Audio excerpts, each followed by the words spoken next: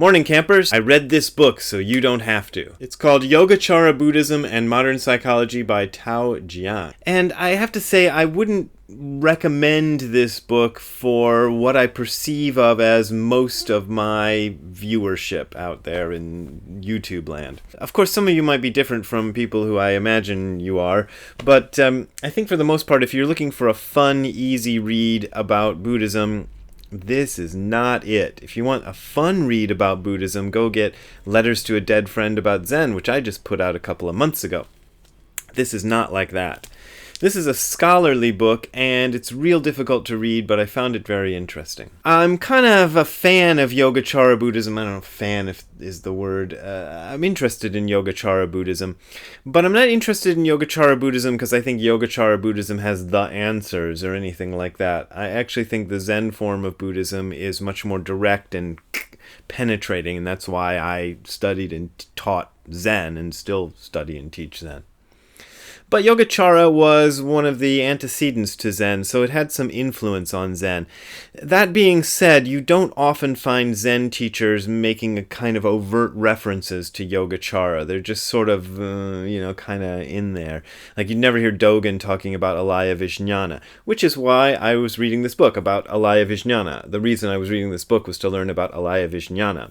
Not because Dogen didn't mention Alaya Vijnana, but I just was kind of interested in that term. Because for about as long as I've been studying Buddhism, I have been hearing people say, and I've even repeated this myself, that one of the interesting things about Buddhism is that they had a concept of the unconscious or subconscious mind long before Western psychology came up with that idea. So Western psychology in the form of Freud came up with this idea of the subconscious. Actually, from reading this book, I learned it was even later than I thought. I assumed it was in the 19th century, but it seems like Freud didn't write about the subconscious until the early 20th century, about 100 years ago. Yogacara has been around since about the early years of the Christian era. I think maybe as early as the beginning of the Christian era, no later than about 500 AD or CE, if you want to be correct. I'll have to look that up, but it's older, much older. So it's kind of interesting, but what this book says is that there are big differences between the Freudian, Jungian idea of the subconscious or unconscious and the Buddhist idea of the Alaya Vijnana. It's not exactly the same thing. One of the reasons they're not the same thing is Alaya Vijnana and the subconscious, unconscious, or even the id were different solutions to different problems. So the problem that the Buddhists had was that they had this idea of anatman, which means non-self or no-self. And the book goes into kind of the difference between non-self and no-self, which is kind of interesting, and maybe I'll do a video about that. But they had this idea of no-self, right? Or non-self. And they had to explain why when you go to bed at night, you wake up in the morning as, kind of the same person that you were when you went to bed. Or why somebody who has an enlightenment experience ends up being the same person that they were before they had the enlightenment experience. And if you want to go into the whole reincarnation thing, the idea of the continuity between one lifetime and another. So Alaya Vijnana was this mind which exists that you are not usually consciously aware of, and that usually consciously aware of figures into the story a bit later. On the other hand, Freud and Jung were trying to solve the problem of dealing with psychosis and mental diseases of various types.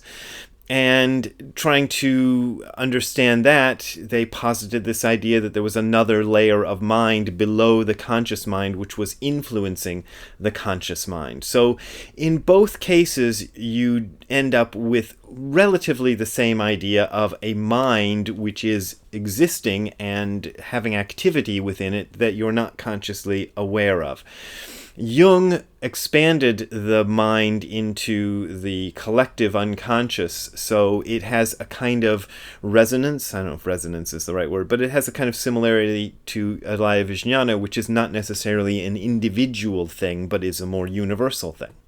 So there are similarities and there are differences. The idea of accessibility is also a difference, because in the Freud and Jungian scheme, I don't know if it clearly says this in so many words, but the idea exists that there's a kind of a barrier, that the conscious mind is here, the unconscious mind or id, subconscious, is there, and there is a barrier between them that cannot be crossed. And the only way to cross that barrier, well, you can't really cross it, but the only way to deal with that barrier is to have a therapist talk to a patient, and then they figure it out what's going on in the subconscious, unconscious.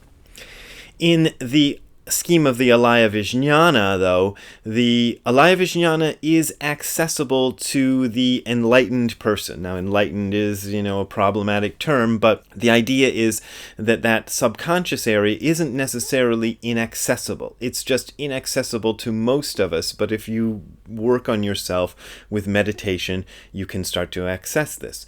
And in my own practice, this is something I have found to be true. I didn't really put it in exactly those terms, even to myself, until I read this book, but one of the things I started to be aware of, and I've even written about this in some of my older stuff, if you want to go back and dig through it, is that I began to become much more aware of my subconscious or unconscious processes as I kept doing Zazen. And over the years since then, I've become more and more aware of them. So I get this. You could phrase this as being more in tune with the Alaya Vijnana. I tended to think of it as the subconscious or unconscious. They also have a different idea of what constitutes a person. So the Freudian Jungian thing tends to have that Western view of a person as an individual unit, and the Buddhists, of course, see a person as more like a wave on top of the ocean that arises and vanishes, but the ocean is the substratum of it, and the person is not the individual one thing. Now, one of the real interesting parts of this book is the final chapter, the chapter called Conclusion.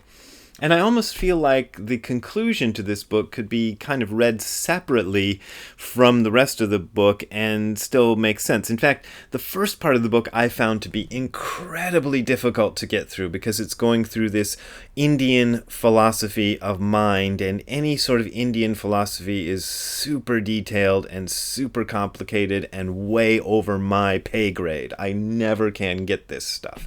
And I'm very thankful to the Chinese for kind of sweeping away all of that and getting more direct in the Zen form of Buddhism. So in that last chapter, though, the much easier chapter than the first one, there's some stuff he gets into, and I'd like to read to you a little bit of it. This is a quote from Jack Engler, who I don't know who he is, but he is talking about a meeting in 1980 with a Buddhist master from, where is he from? I don't know where he's from, but I'll just read the piece. Burma, it says it right here, second word.